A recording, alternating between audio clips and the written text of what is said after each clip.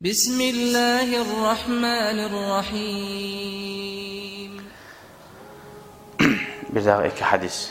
663 ve an İyad bin Himar radıyallahu anh. İyad'dan Himar'ını ulanı. Hali qara Araplarda aldı da ikkini. Altları tamaşa buladı. Hali bu Himar'ını ulanı. Himar eşek degan zat. Hali eşek desen bizde yavuşa. Aldın aslan kaplan ya da it, hatta kalp. Bir onu atı kalp bulan, it. Şöyle arı bulan, yemşak atlar bulan, yemşak adam, arvatı var zar, onca bir kullaga koya bulgan. Başçılar bir yaman grubu kattattan koyma taraf bulan şöyle. Ya da yılan masalan, şu kuyda. Bu Abu Iyaz ashabı Himar bunu atası bulgan. O zaman Allah razı olsun ikisinin adı. Men Peygamberden eşittim sallallahu aleyhi ve sellem ayta turup. Nege bunun manasını aytaganim, azın Arapça bilen adam Himar eşek deb okugan eşi. Eşekni ulanın deb oylaşmasın deb aytaman. Araplarda şöyle bulgan. Ahlul cennet salasa. Cennetin ahulları uç bardı. Ayş ahamiyetlerden eskere. Zu sultanin muhsid muvaffak. Adilli paça ozu işinna tüzelgen ne?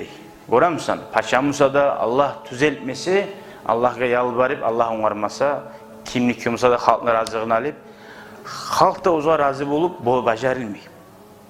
Bir adamın hiç razı teminne baylansa da, bulmay halkın razılığı etip, götün yeri bular.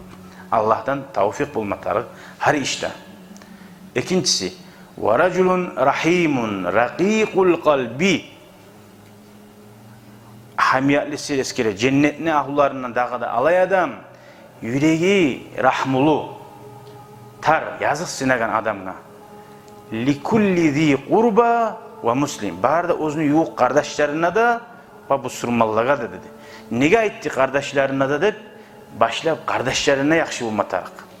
Bir adam var, kardeşler yuğuklarına bir ayı da yok, yatlar bulan kurdaş, yatlara kömek etti, ama lab yuğukları konşusuna aldığına oğar kömek etmeyi.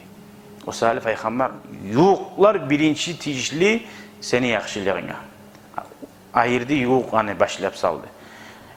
Üçüncüsü de وَعَفِيفٌ مُتَعَفَّفٌ ذُو عِيَالٍ Bir de adam yerli kop yaşları da var ama tilemçiler yok ozunla. Sadaka tilemey. Hiç ağane olsa elhamdülillah elhamdülillah deyip dura. Mutaaffif tıvayta tilemay bek saklana tilemaktan.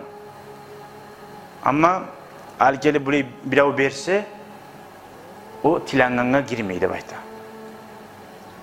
Ozu tilegil zat bek dinimizde eşi zattır.